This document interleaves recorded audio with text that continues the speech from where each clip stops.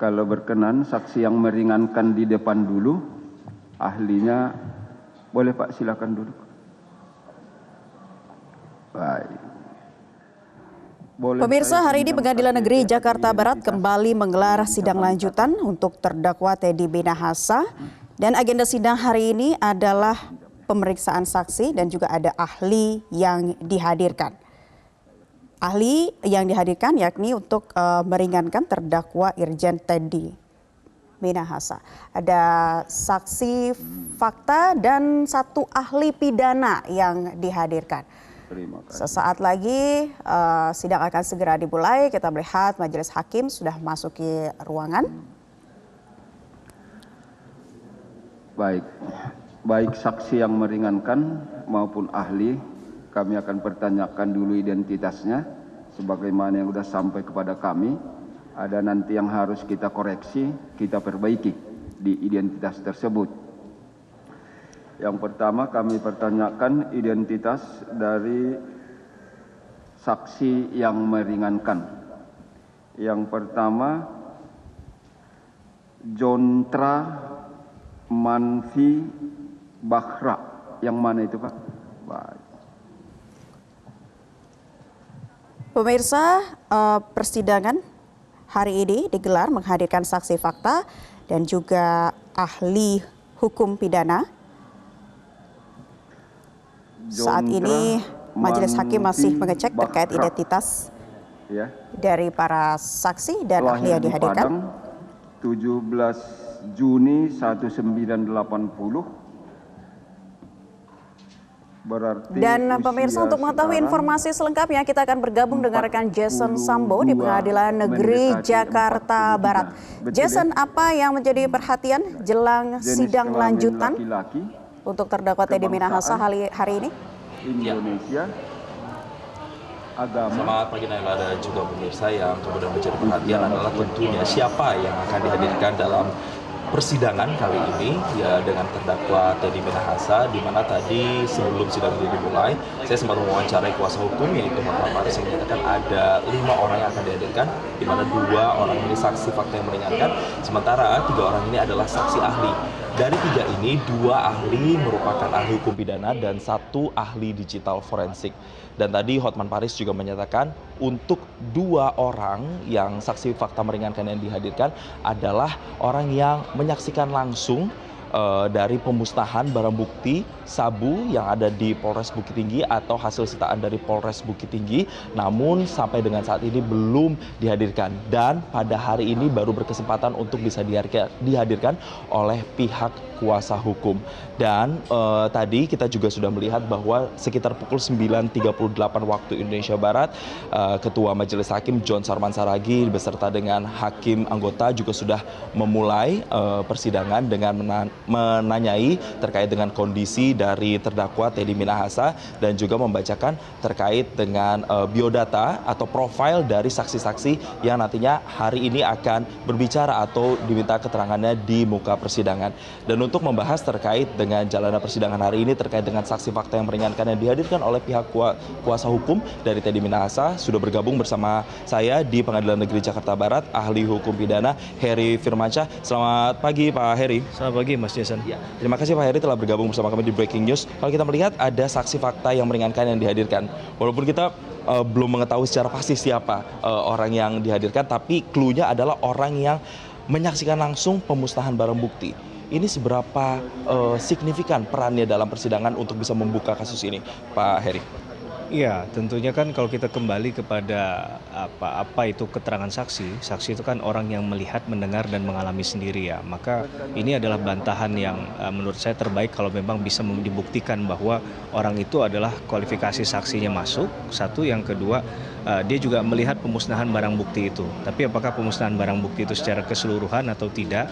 Dan kemudian apakah benar dia memegang misalnya juga barang bukti itu untuk melihat secara dekat atau jaraknya seperti apa juga perlu untuk lebih digali di dalam persidangan ini ya, bahwa dia memang memenuhi kualifikasi dengan melihat, mendengar dan mengalami perbuatan itu ya, tapi secara material tentunya perlu untuk digali lebih dalam lagi sejauh mana keterlibatan saksi ini ketika terjadi proses pemusnahan itu gitu. Sehingga bisa diperdebatkan misalnya kita lihat dengan jarak saja, jarak 5 meter dengan jarak melihat itu dari jarak yang lebih jauh, katakanlah 20 meter, tentunya kan bisa menimbulkan keyakinan yang berbeda terhadap apa yang disampaikan oleh saksi tersebut begitu ya dalam ruang persidangan. Saya rasa itu juga penting untuk digali ya. Jadi tidak hanya melihat bahwa dia memenuhi kualifikasi saja, tapi konten dari apa yang disampaikan itu menjadi penting untuk digali oleh majelis hakim dan juga pihak lain yang kemudian akan berhadapan dengan saksi tersebut begitu, yaitu jaksa penuntut umum. Kira-kira kalau dari majelis hakim, hal-hal spesifik apa yang nanti digali dari saksi fakta yang meringankan ini selain karena peristiwa saat mereka menyaksikan langsung terkait dengan pemusnahan barang bukti itu, Pak Heri? Dalam KUHAP, kalau saya tidak salah di 185 KUHAP ya, di butir-butir di bawahnya itu kan menjelaskan bahwa seseorang itu menjadi saksi ketika dia sudah memenuhi kualifikasi juga harus dia ini disandarkan, disematkan kepercayaan atau tidak terhadap apa yang disampaikan. Jadi perlu untuk melihat katakanlah hal-hal atau sikap perilaku saksi selama hidupnya begitu ya, sehingga apa yang disampaikan itu menjadi suatu kebenaran yang tidak terbantahkan. Karena bicara tentang menyampaikan informasi tentulah hakim sudah paham. Kalau yang menghadirkan adalah dari pihak A, maka kemungkinan besar dalil yang disampaikan atau informasi yang disampaikan akan mendukung apa yang dikemukakan oleh pihak A tadi. Begitu juga kalau pihak B yang menghadirkan. Nah, di sini kan harus dilihat dari hakim tidak menilai dari versinya masing-masing, tapi hakim ingin menggali pada kenyataannya itu seperti apa begitu kan. Nah, ini yang kemudian hakim tidak serta-merta kemudian mempercayai bahwa ada unus testis katakanlah bahwa satu saksi bukan saksi. Kemudian misalnya dihadirkan hari ini 2 saksi. Bukan berarti serta-merta dengan 2 saksi secara jumlah mencukupi kemudian dikatakan sudah pasti benar. Maka itu yang kemudian harus digali lagi. Termasuk saya bilang tadi kan gaya atau sikap perilaku saksi selama ini juga perlu diperhatikan. Apakah memang dia katakanlah punya katakanlah bisa dipercaya atau tidak dalam setiap persidangan ya, bukan hanya di kasus Pak Teddy Minahasa, tapi sekali lagi menghadirkan saksi, apalagi saksi yang meringankan, menurut saya adalah hak dari setiap orang ya, bahwa di mata hukum itu sama. Ini juga termasuk dalam konteks pembelaan dan ini kan masih presumption of innocence, asas praduga tidak bersalah. Maka masing-masing pihak perlu untuk membuka secara terang benderang di muka persidangan. Ini yang sebenarnya kita harapkan dari suatu proses persidangan ya, bahwa ada bantah-membantah yang bicara tentang fakta, bukan lagi asumsi, bukan lagi bicara tentang retorika begitu. Kalau tadi saya juga wawancara sebelum persidangan dengan kuasa hukum menyatakan bahwa untuk saksi fakta yang diringankan ini, saya tanya apakah ini dari pihak kepolisian atau dari pihak sipil yang melihat langsung. Nah, ternyata tadi dibilangnya adalah dari sipil. Nah, kalau posisi latar belakangnya adalah sipil dan melihat langsung terkait dengan pemusnahan, bobotnya akan sama tidak kalau misalnya yang melihat ini adalah aparat kepolisian langsung atau anggota kepolisian? Ya, kesetaraan dan melihat dari kekuatan pembuktian saksi, tidak melihat dari status sosial seseorang ataupun dari pekerjaan seseorang ya. Yang penting tadi dia memenuhi kualifikasi sebagai saksi tadi, yang paling penting kemudian tinggal diuji benar apa tidaknya yang disampaikan di muka ruang sidang. Yang menjadi menarik adalah ketika orang sipil mungkin perlu ditanya adalah mengapa Anda bisa mendapatkan informasi dan kemudian juga mendapatkan porsi untuk terlibat di situ ya, sehingga ada benang merah yang kemudian bisa kita tarik terkait dengan kehadirannya di tempat tersebut ya, karena sekali lagi posisinya sipil, bukan berarti sipil nggak boleh ada di ruang tersebut ya, atau di tempat tersebut, di tempat pemusnahan tersebut, tapi menjadi satu hal yang bisa dimengerti dan kemudian juga keterangannya itu bisa kita terima ketika dia menjelaskan sebenarnya, kalau bahasa saya asbabun nuzulnya, awal mulanya mengapa dia bisa terlibat di situ ya. Itu juga menurut saya penting, pastinya ini jadi perhatian bagi mereka yang bersidang yang di luar dari yang menghadirkan ya, karena kalau yang menghadirkan pasti sudah tahu mengapa dia ada di situ kan begitu. Baik. Yang juga menarik tadi adalah berkali-kali dari persidangan minggu lalu kuasa hukum menyatakan sebenarnya dakwaan atau pasal yang dikenakan terhadap terdakwa atau kliennya ini adalah cacat secara hukum, tidak sesuai, harusnya kenanya 140, tapi yang dikenakan atau didakwakan adalah 114 dan juga 112. Apakah memang ini sebenarnya sesuai atau sudah sesuai dengan KUHAP yang ada atau seperti apa sih sebenarnya Pak Heri? Ya, kalau kita bicara tentang pembuktian di ranah persidangan pembelaan, maka itu bagian dari strategi Mas Jason, bahwa tentunya dalil yang disampaikan oleh penasihat hukum kan berbeda dengan apa yang disampaikan jaksa penuntut umum. Asasnya saja sudah berbeda.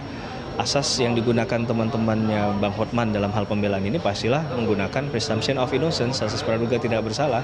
Tapi jaksa penuntut umum mendasarkan pada penyidikan dengan minimum 2 alat bukti, pastinya mendasarkan pada keyakinan bahwa ini adalah bersalah, presumption of guilt gitu kan. Jadi ini dua hal yang pasti tidak akan ketemu nih dari perspektif tadi. Dalam pembelaan itu hal yang normatif saya rasa, bahkan sekarang menariknya jauh bahwa penerapan pasalnya salah. Andai kan ada penerapan pasal yang salah, menurut saya harusnya dibunyikan itu dari awal begitu ya, dari awal bukan hanya ketika proses ini sudah masuk ke tahap pembuktian, tapi ketika misalnya proses penyidikan dilakukan itu sebenarnya sudah dikoreksi misalnya. Menurut saya ini jadi sesuatu yang menjadi linier dia dan sesuatu yang paralel dengan apa yang ingin dibuktikan di persidangan nantinya. Tapi ketika itu tiba-tiba disampaikan di persidangan, apalagi di tengah-tengah pembuktian, ini yang menurut saya menjadi agak kurang relevan di situ. Gitu. Nah, selain dari pasal yang dianggap oleh kuasa hukum ini tidak berkesesuaian, kita coba lagi mereview persidangan dari ahli-ahli yang sudah dihadirkan sebelumnya. Misalnya ahli bahasa. Ahli bahasa menyatakan bahwa isi chat yang sudah dihadirkan di persidangan juga isi chatnya menyatakan sudah betul itu adalah perintah karena ada kalimat mainkan ya, kemudian ada tukar sabu dengan trawas begitu. Itu bentuknya sudah perintah. Ini seperti apa, Pak? Memang ketika kita bicara tentang dokumen elektronik ya, karena ini kan bentuknya percakapan WhatsApp begitu misalnya kan. Nah, ini kan perlu untuk diuji. Masalah pembuktian itu adalah bagaimana mengumpulkan, kemudian bagaimana menyajikannya. Jadi mengumpulkannya juga menjadi penting kalau kita mau tuntas berbicara tentang pembuktian. Nah, dalam hal ini menurut saya adalah ahli bahasa memang tepat untuk dihadirkan dan bahkan bisa memberikan banyak perspektif ya. Karena misalnya saya ketika diminta menjadi ahli pidana dalam sebuah kasus misal ITE yang itu kaitannya dengan dokumen bukti yang menggunakan transaksi elektronik atau menggunakan katakanlah teknologi informasi semisal WhatsApp. Itu memang ahli pidana nggak bisa memaknai apa maksud kalimat ini begitu. Tapi ahli bahasa lah yang bisa memaknai hal itu. Nah, yang perlu kita ingat ada bahasa sandi, bahasa yang memang tidak lugas disampaikan dalam kejahatan-kejahatan yang orangnya punya pengetahuan yang cukup terkait dengan satu tindak pidana, kemudian juga ini profil dari kejahatannya adalah high profile misalnya, biasanya menggunakan istilah-istilah yang hanya mereka saja yang memahami begitu ya di lapangan ya. Contohnya kasus korupsi yang terdahulu ada menggunakan istilah apel Washington dan apel Malang. Untuk kalau uangnya dolar menggunakan apel Washington, apel Malang itu menggunakan rupiah misalnya. Atau misalnya istilah-istilah atau idiom lain yang digunakan. Itu memang sengaja untuk menyamarkan transaksi ataupun tujuan dari percakapan tersebut apa. Nah, ini yang perlu digali di dalam ruang persidangan. Apakah kemudian percakapan itu benar adanya, masing-masing memiliki persepsi yang sama terhadap hal tersebut sehingga menuju pada perbuatan yang sama. Nah, ini kan perlu untuk kemudian digali di fakta persidangannya dan juga dalam hal ini adalah didengarkan pendapat ahli terhadap fakta. Jadi ahli tidak bicara tentang fakta, yang bicara fakta tadi adalah saksi. Tapi ahli terhadap fakta tersebut dia bicara tentang pendapat hukumnya saja. Gitu. Nanti kita akan lanjutkan lagi perbincangan terkait dengan kemudian dari pihak terdakwa juga mengcounter hal itu, katanya itu adalah bahasa satir dan segala macam. Nanti kita akan bahas Pak Heru saja. Namun kami akan mengajak Anda pemirsa untuk melihat jalannya persidangan langsung dari ruang sidang utama Pengadilan Negeri Jakarta Barat berikut ini.